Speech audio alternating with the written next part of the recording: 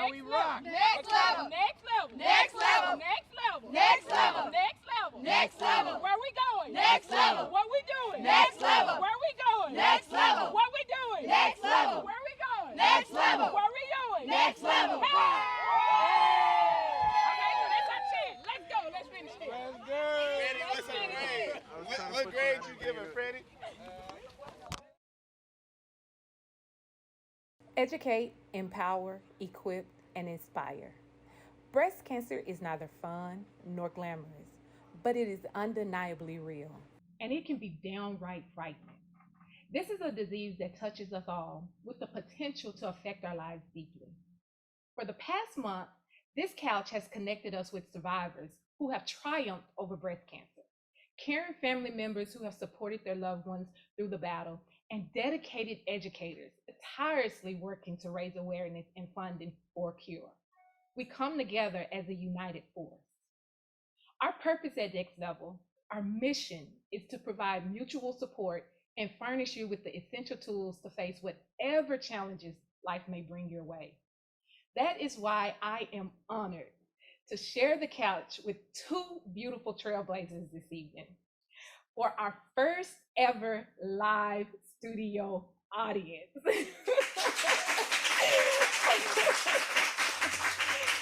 Our first guest is Ashley Miller, the PR director and official spokesperson for the National Breast Cancer Foundation. Ashley, thank you so much for joining me on this evening. How are you? Oh, I'm so excited to be here. To be here for an audience, you guys, what a blessing. Thank you so much for having me. Thank you. So let me ask you, what motivated you to get involved with the National Breast Cancer Foundation? I really think it starts with just wanting to leave the world a little better than I found it. I'm a proud mom. I've got a daughter that just turned 6 years old. Yes. And if I'm going to have to go to work every day, I want to do something that sets my soul on fire. And so what a privilege to be able to advocate for women across the country that maybe don't have the ability to do it for themselves. And like I said, to leave this world just a little bit better than I found it. Can you tell us a little bit about the National Breast Cancer Foundation, what exactly it does, and where it's headquartered? Yeah, absolutely. So we are so proud to be headquartered in Frisco, Texas. So for our national audience, we're about 15 miles north of Dallas, the world headquarters of the Dallas Cowboys. And NBCF was established in 1991, so about 32 years ago, with a mission of helping women now. So you've heard of a lot of great, huge breast cancer foundations. We're the highest rated and most well-respected in the world because we help women in the moment. So if you think about the breast cancer journey like a bridge, it's our job to come alongside the females during that breast health journey to remove the barriers to care. So we like to say, visualize it like we come alongside her, we take her hand, and we guide her across that bridge. Barriers, a lot of people think, oh, so you're there to pay for things. Well, that's certainly a part of it. We don't shy away from that. But barriers to care could be fear, it could be misinformation, whatever it may be. We're there to navigate her to make sure that no matter how early that diagnosis may be or how advanced the diagnosis may be, that we remove the barriers to care so that we can see her all the way through survivorship. I love that. And one of the things that I found so interested in, and this is a truth moment for myself, before we started this project and bringing awareness to breast cancer, I had never heard of National Breast Cancer Foundation. And I mean, even the work that you all have been doing. As the PR director, what exactly is your role? How do you play a role in getting us aware? Yes, well, I'm so happy to hear that you haven't heard of us because, girl, you're going to learn about it today. But I'm going to tell you, it's a true privilege for me because I get to tell the stories. You previewed this a little bit. We're going to be able to tell a very beautiful story today. Tracy is very much my why. But what an opportunity to we don't always have the opportunity to really do outbound reach to people. The word national in National Breast Cancer Foundation means that companies will contact us, medical facilities or in all 50 states will contact us. And it's really cool to see the development side and the cause marketing and to see the medical side and the grants that we're able to give individuals. But my true passion stems from telling the stories of the women and the families that we serve. We talked about we're unique in that we don't only care for the patient or the female that's going through it, but for the caregiver as well. So what an opportunity to be able to tell that perspective, like the story from the perspective of the husband. Yes. People, there's a stigma around breast cancer, and men don't always feel like they have a place when it comes to the breast health journey. So it's an honor to be able to tell the story of these women, and honestly, even the women, the legacy that they've left from the perspective of their families. It's a true privilege to be able to do that. And we were talking earlier before the show, and talking about breast cancer is very difficult for women to do, whether they have it or not, or even hearing about it, because when you hear breast cancer, when you hear the word breast cancer, you automatically associate it with death. At least, let me put it that way. At least in my mind, it's an automatic, almost death sentence. So you don't want to talk about it. You don't want to hear stories about it because you're always hearing about the death and the suffering. Can you just kind of talk to us about some of the, and I'm not going to say positive, but for every negative, there is a positive. Yeah. Can you talk to us just a little bit about that? Absolutely. What we know is that 1 in 8 women will be diagnosed with breast cancer in her lifetime. If you look at our live studio audience, 1 in 8 women, that's a very powerful statistic. The blessing in that is that there is hope, right? We know that if 1 in 8 women, and I'll tell you it's trending more towards 1 in 7 women, that if 1 in 8 women are going to be diagnosed in her lifetime, we've got you, right? NBCF is where you're going to go to find that hope and the inspiration that you need to make sure that you have an effective and an efficient transition during that breast health journey. The other side to that is you hear these stats. We talked a lot about the numbers, right? So we know that this year, 287,000 women will be diagnosed with breast cancer, right? You'll have about 2,800 men. So about 1% of men will be diagnosed. Those diagnoses will be men. But what we don't always talk about is that there's 3.8 million breast cancer survivors in the United States today. Wow. I think it's the way that you frame it, right? I mean, you have all these fantastic survivors that just have such inspirational stories that they want to tell. NBCF has navigated several of those women, and that's my job. It's to bring hope to this. You know, it's not rainbows and butterflies. It's real. It's not always, just an exciting thing to look at. There is a stigma around breast cancer, but if it's going to be 1 in 8 women, come to NBCF. We've got you. That is absolutely amazing. And what I really like is, because I've never heard this, and the caregivers sometimes do get overlooked because you focus so much on the person who is sick, and so their emotions and their needs are not necessarily always taken care of. How, you said you guys help the caregivers as well. What are some of the things that you do? Yeah, I mean, it's an individual basis, right? We take a lot of pride in the fact that our navigators, our patient navigators, our nurse navigators from coast to coast are able to really walk alongside that family to be able to meet them right where they are in their journey. But just to tell you, I mean, a caregiver could be a husband, right? So more often than not, we'll get a spouse that just doesn't know where they fit in, right? I mean, we know that breast cancer isn't just a physical journey. It's not just an emotional journey. It's a mental health journey. So it's making sure that we can focus on the entire breast health journey from the inside out. We can teach them things like, hey, maybe turn the thermostat to a particular degree that will make it more comfortable for her. Wow. There could be repositioning of the dishes in the cabinet in the kitchen, just so that maybe after a mastectomy or after a biopsy, she's not reaching up, because that makes it easier for her.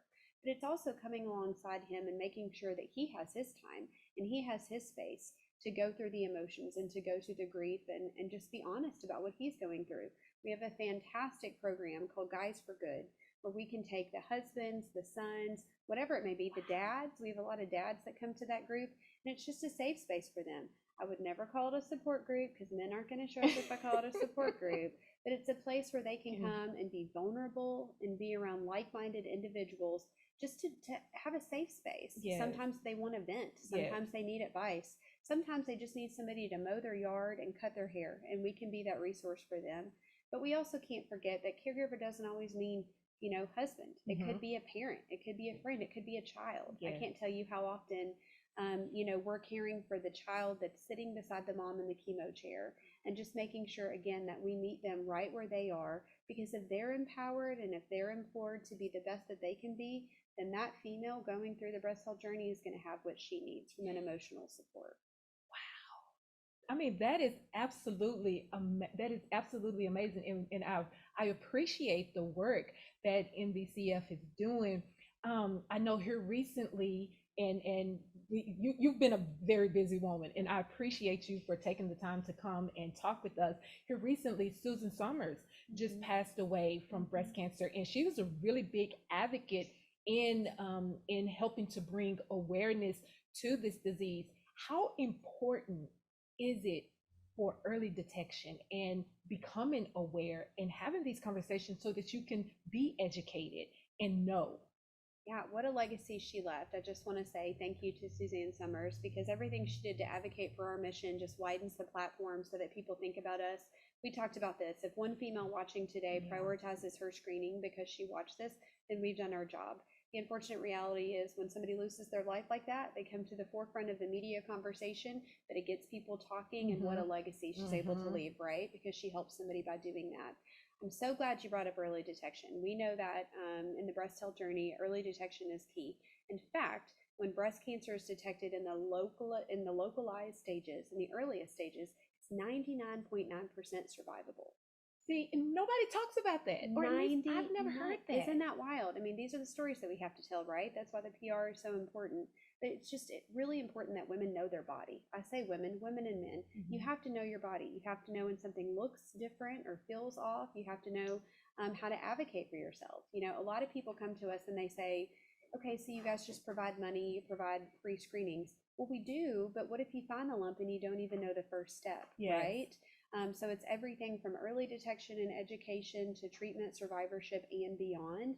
NBCF helps all along that breast health journey, but early detection saves lives. Wow. Okay, so as we're getting ready to wrap up, you guys do something. Y'all, I was studying you a little bit. I've been stalking y'all just a little bit. And one of the things that you all hold is, I want to say, it's a woman's power luncheon. Yeah. Can you tell us just a little bit about that? Yeah, so NBCF is not traditionally an events-based organization. I can tell you we're so blessed that so many of the partnerships that we have, whether it's a medical facility or whether it's a development partner, a lot of what you see is cause marketing. So think whenever you go to the grocery store during the month of October and products are turned pink.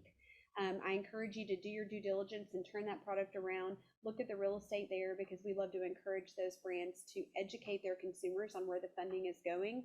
Do your due diligence, you guys. Go make sure you know where your funding is going when you partner with an organization. But we're not traditionally an events-based organization. Prior to the pandemic, we did our women's luncheon, where we were able to honor people that didn't always come to the forefront, weren't always in the limelight. Think about the healthcare professionals, think about these survivors, or even the women that have been a part of a metastatic breast cancer journey, which you'll hear more about here in just a second. Even the grantees and a lot of our cause marketing partners that don't always get the limelight. It was an incredible opportunity for us to give them a stage to tell more about their story behind why they partnered with NBCF.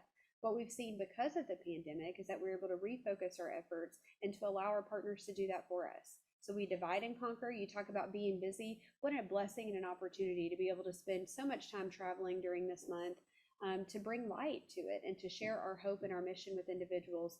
The one thing I'll tell you, if you hear nothing else from me today, it's that during the 31 days of October, that pink ribbon comes to the forefront of the national conversation. But the reality of it is, awareness isn't enough. You know, a lot of people are turned off when they see the pink. It's my entire closet, and yours too. My shoes, I girl. live for the pink. But you know, there's a lot of people that don't just love it, right? It doesn't bring up good feelings to them, right? They know somebody that's been through it. Maybe they've lost somebody. They just don't identify with that. But the pink ribbon and the color pink, it's not enough. There has to be more than awareness. People have to take action. They have to prioritize their screenings, make a donation, start a fundraiser, do whatever you can to make this October, and every month for that matter, more than awareness. What can someone, as we wrap up, what can someone do who wants to join or help NBCF? What can they do? How can they help? Oh my gosh, the opportunities are endless. So if you go to nbcf.org, there's several opportunities to plug in. You know, come be a volunteer for us. We love that. You can activate from coast to coast. NBCF is in all 50 states. There's several opportunities to become an ambassador for our brand, to be able to activate kind of as a fundraising specialist, a community relations specialist, you know, be an advocate for our mission in the community that you live. There's a formal training that somebody can go through to do that. We encourage people to donate. You know, again, I'm so proud. When you tour our headquarters, when you partner with NBCF, we hand you an annual report because we want you to see where the funding is going. It's going to the women and the families that we serve, and we're so incredibly proud of that.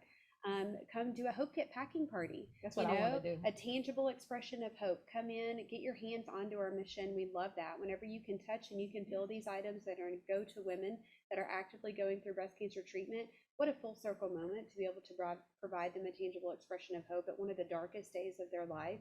Again, if you'll go to NBCF.org, several opportunities to plug in. And we just appreciate any opportunity for people to help bring our mission of helping women now to life. Ashley, thank you so much for all of that. Thank you so much for taking the time. Such a busy woman, mom of two, wife, mother. I just appreciate you saying yes and coming to join us tonight, and just for all the work you and NBCF does. Ladies and gentlemen, Ashley Miller, the public relations director of the National Breast Cancer Foundation. We actually have an additional guest who is going to be joining us on the couch. She is an amazing woman who is here to share her story, and we will be right back with our guest, Ms. Tracy Case.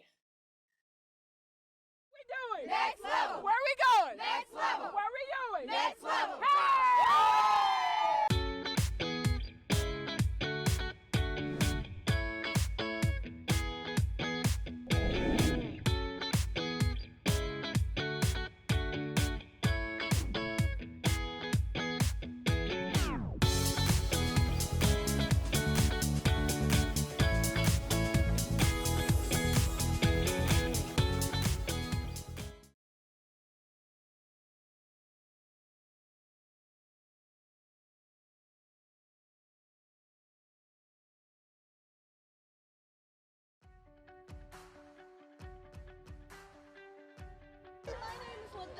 I'm Imani. I'm Lauren Fisher.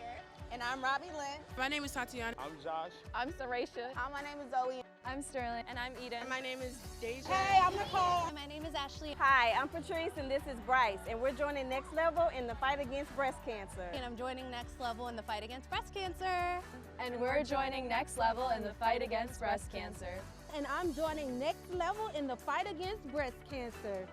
And we're joining NexLevel in the fight against breast cancer. And we're joining NexLevel in the fight against breast cancer. Next level. Next level. Next level. Next level. Next level. Next.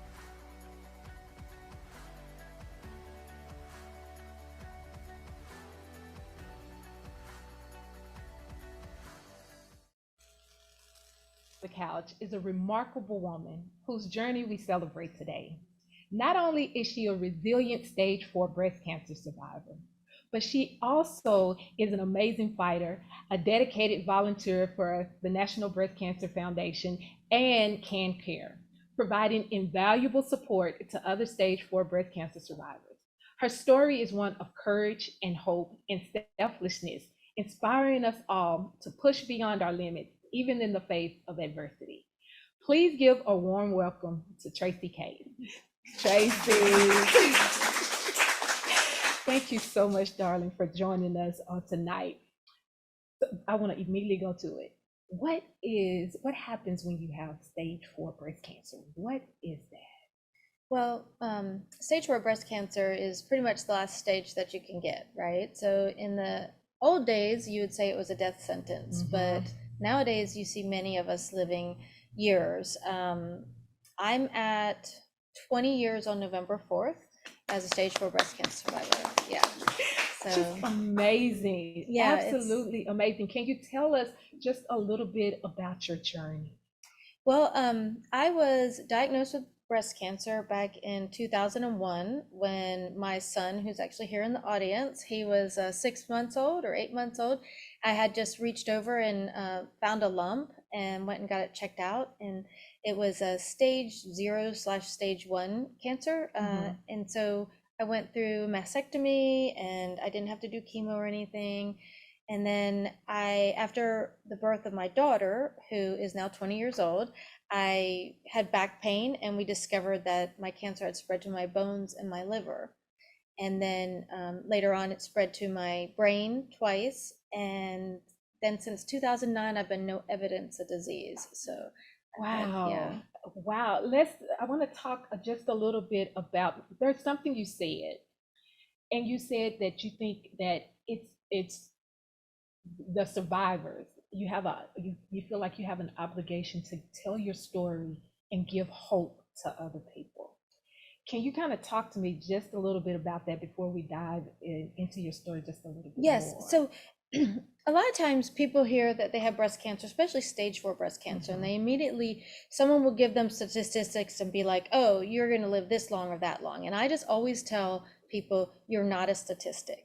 And I just think it's so important that people learn about me surviving and other people surviving longer, because when my oncologist, I went to her and we were so scared, and she said, you know, I have ladies living 10, 20 years with stage 4 breast cancer. And that was 20 years ago, right? When she told me that. So now when I get an opportunity, when I volunteer with CanCare and I get assigned a new lady or man that's been diagnosed with breast cancer, they're in shock. They've been diagnosed and I'm like, hey, it's Tracy, stage 4 breast cancer survivor. I've been no evidence of disease since 2009. Let me know when you'd like to get together and chat. And so, and the last person said, wait, what? Are you for real? And I'm like, yes. And they're like, you just changed my world, because I thought that I was gonna die. Yeah. And so I think just learning that we live with this disease instead of always seeing, you know, people like to publicize more the death, but then you forget to spread the hope. Yes, as we were just talking about, spreading the hope in your story. Your story you act as a testimony, a living testimony about the power of God and what can happen, because one, God is in control, but the ability to fight. What do you think? Do you think you have always had that fighting gene in you, or do you think that's something that you developed during this journey? Well, my mom would probably tell you that I've always been a fighter, but you know, I think you also develop it. I think that going through it, my big thing was always wanted a plan. So as soon as I was diagnosed, I said I need a plan. And then once I knew what the plan was, then I could work the plan. And you guys mentioned a little bit about the caretakers, and I find that people forget about the caretakers, like you guys were saying, but because I had a job to do, right? I had to go get my chemo, I had to go get my radiation, I had to go to all my doctor's appointments, and everyone else that loves you is sitting around and they're not sure what to do and how to help you. So I almost feel like I had the easier job, because I was actually like, I had something to do, you know, and That's focus on, interesting. and a goal. And so like I always set my goals. Like my first goal was I want to see my son get to kindergarten. That was my huge goal. I wanted to see him. He was 3, wanted to see him to get to kindergarten. And then once he got to kindergarten, I was like, oh, wait, I'm doing this. I'm going to see him graduate from high school. Saw him graduate from high school. And now I see him sitting right over here, and he graduated from college. Oh, wow. Yeah. Congratulations. Never thought I would see that. I know. You know what, when you speak about the support team, because we're going to talk about support and the support group that you had and the groups that you've been a part of and forming. But you had said something in an interview that I watched, and you were talking about your husband and how sometimes we forget about the spouse, and he didn't understand, and you didn't think that he really had a full understanding of how sick you were. Right. And you made a statement that I found very interesting, and it just touched me because it just really highlighted the fighter that you are. And you said if he had been there and had been doing everything for you, you don't think that you would have fought as hard as you would have. Can you kind of elaborate on that? Well, I think that you have to be your own advocate. So you have to be in charge of your care in many ways. And if someone else is always doing everything else for you, then you just kind of sit back and take a back seat to it. Whereas I knew all the medicines that were going in me. I knew all my doctor's appointments. I managed everything. And when I would sit there at chemo, sometimes I saw women there and they had no idea what medicine they were taking. They just showed up, and you know, they might have their spouse there with them telling them everything. And I think that's great to have that support, and if it works for some people. But I think that in some ways, if you don't manage your own care, you don't be your own advocate and take the ownership of the disease, then maybe you don't wouldn't fight as hard. I feel like that helped me fight harder, was just that I knew everything that was going on, and I don't know, I just feel like that was a big part of it, was me being the one taking care of everything. Being active, being proactive in your care, Yes. being part of your care. You had mentioned something else, that you have to have a will to live, because you notice women, you could see women when they gave up. When you give up in the mind, the body follows. What do you think was the driving force that continued your will to live and to keep going? Well, I mean, my biggest thing was my babies, right? I mean, Taylor was, she was 6 weeks old when I was first, I think it was 6 weeks old when I first started having the back pain. And then she was like a month or two old when I was diagnosed with a stage 4. And so I had these small babies that I couldn't imagine just leaving them in this world. I know my husband would have done a fine job raising them, but they are the big will to live. And also, I think what helped me have a strong will to live was I have big community around me, my church groups, my support group, friends, neighbors, everyone taking care of me and just encouraging me. And I think that I do want to ask you this: as you had 2 young children, how did you mother while fighting this disease? Well, I had a lot of help. We had a friend of ours that drove the kids to school to preschool every day, and my son actually thought, he said, "Yeah, my name's Trent Bockenfeld," because Mrs. Bockenfeld drove him anywhere, and I was like, "No, you're not a Bockenfeld yet." But and then we just had a lot of people that just really helped us. And then I had Miss Letitia. We hired a nanny from Guatemala because my husband still had to work and make a living and pay the bills and keep the insurance. So Miss Letitia would come 5 days a week. I had family fly in and out, my mom, my sister-in-law. I had girlfriends. They came out and helped me. Our neighbors helped with driving. And then sometimes it was just when I felt well enough, I went and did those normal mom things. I went and played on the playground and went down the slides with the kids. One time I took them for a bike ride. I just really tried to, when I felt well enough, to be the mom that I was, that I could be. One of the things that I realize when I talk with different women and I hear their stories, and it's helped me to put my own life and the things that I go through into perspective. And so I'll say, "Oh, I've had a bad day," but then I'll remember a story that somebody has told me, and I will be like, "You know what? I really didn't have a bad day, because they had that's an actual bad day, and they made it through the day." So Shantae, you can actually deal with what you got going on. What would, if you don't mind, just tell me what a bad day would look like for you during that time period? Yes. I want to say that the worst days were when I was doing radiation. I had to have radiation to my spine, and so the radiation went through the front and the back, and so I literally would get off the table at radiation and go and start throwing up. And so I think the worst day was just laying on the bathroom floor with my son holding my hand while I'm throwing up, and that was a bad day. But when you say people have bad day and they have a worse day, I have to say that as a cancer survivor and having gone through and been really sick, please tell me about your bad day, because I'm living my bad day, and I want to have a mutual relationship with people. And just because it's not worse, like everything is in perspective, right? So, but yeah, bad day would have been just being very sick and ill, or maybe not even wanting or able to get out of bed, because you're tired, you're depressed, and you can't eat anything. So those would be, if that's what you mean by bad day. Thank you. Let me ask you this: what is it that, because you got diagnosed, how old were you when you were diagnosed? The first time I was diagnosed, I was 31 years old, and then the second time, 33.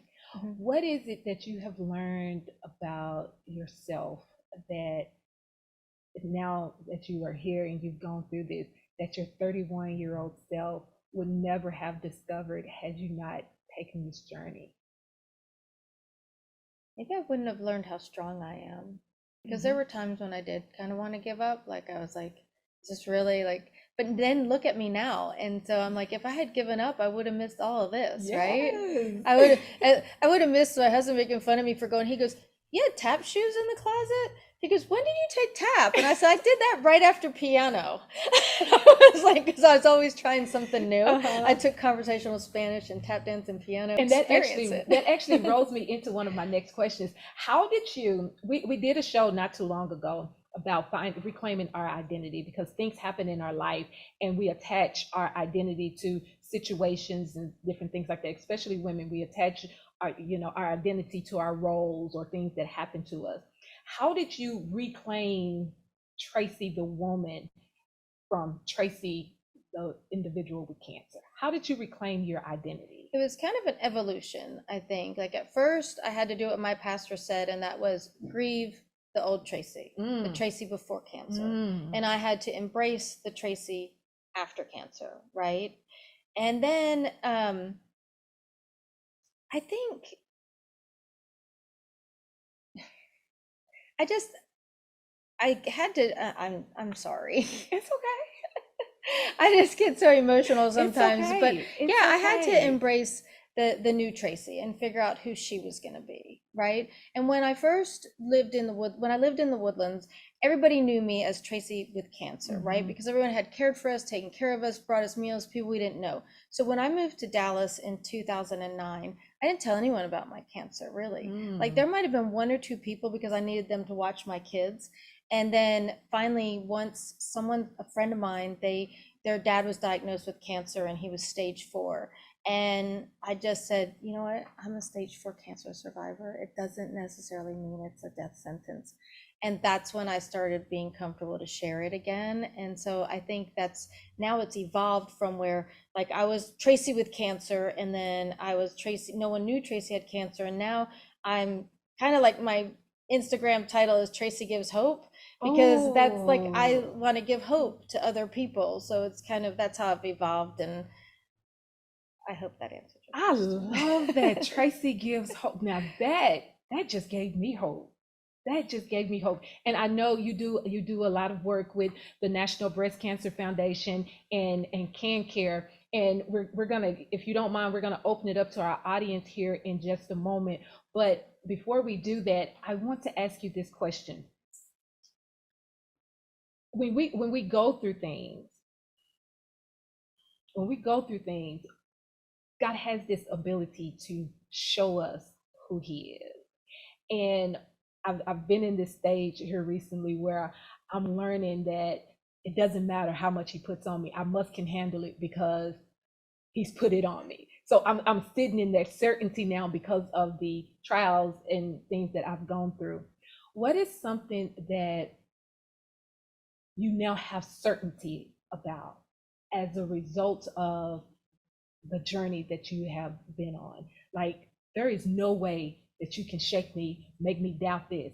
I know this without a shadow of a doubt. God puts people in my life to support me and love me, right?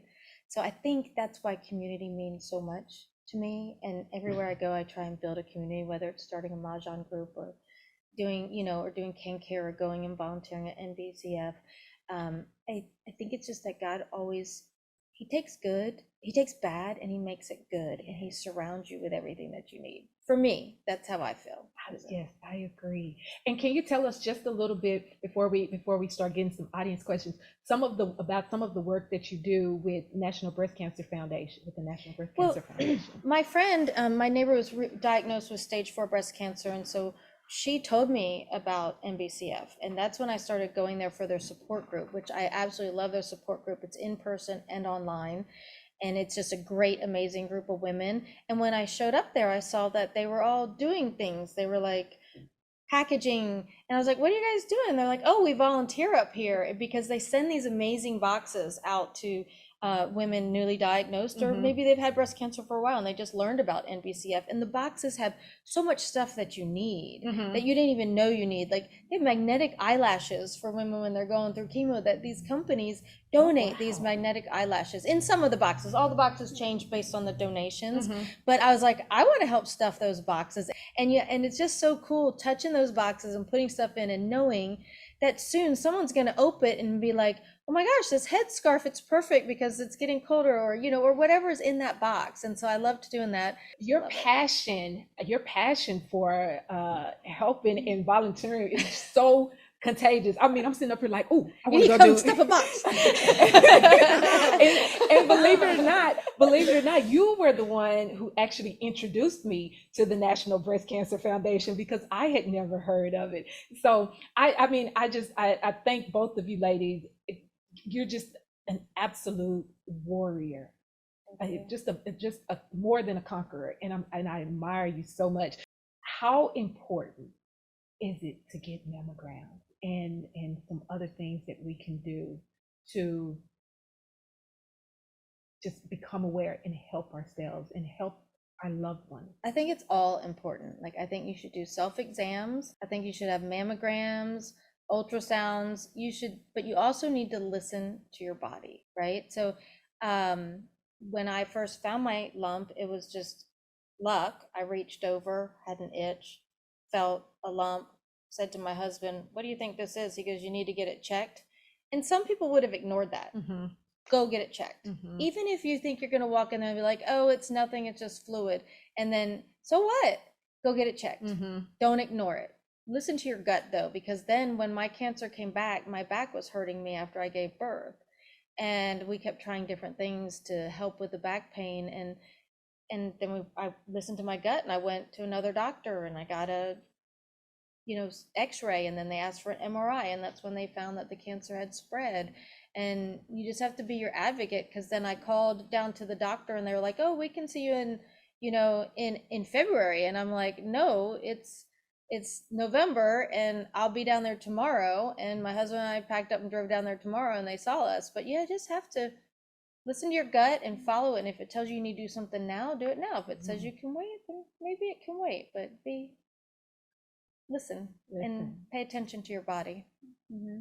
Yeah, I mean, the only other thing I would add to that is, speaking to the self-advocacy, if you don't feel comfortable doing that, that's why NBCF exists, right? Like, we will go hard for you. We, like I said, we're in all 50 states. There's life-saving programs and services. One of my personal favorites is the patient navigation.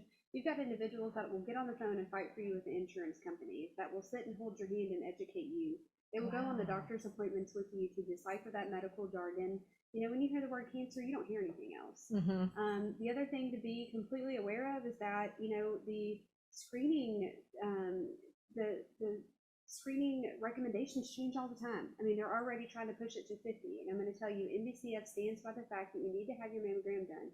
You need to have your screening done at the age of 40, unless you have a family history. So what that means is, if my mom, for example, was diagnosed with breast cancer at the age of 25, I would start getting my screenings and my mammograms done at 25. So I just think it's incredibly important for the self-advocacy piece. Mm-hmm. But if you feel lost, if you feel like you don't know where to turn, NBCF.org. That's what we exist for, to help you. And education is power. We was talking about that. When we take the time to educate ourselves and equip ourselves with information that we may not even know that we need, but and that's the beauty about what it is that you all are doing, and why we here at NexLevel, we share stories, so that whatever you may face on the journey of life, there's a story, and this is how you educate yourself, become aware, because then you take the power out of the fear, and then you can start moving forward. You know what I'm saying? And that's the reason I love sharing stories. I love hearing your story. I love hearing about what NBCF is doing, so that we can give women the tools, because one day they may get that call. I may get that call. Like I don't even know how. I don't even know how it just, there's been so much going on for the past few years.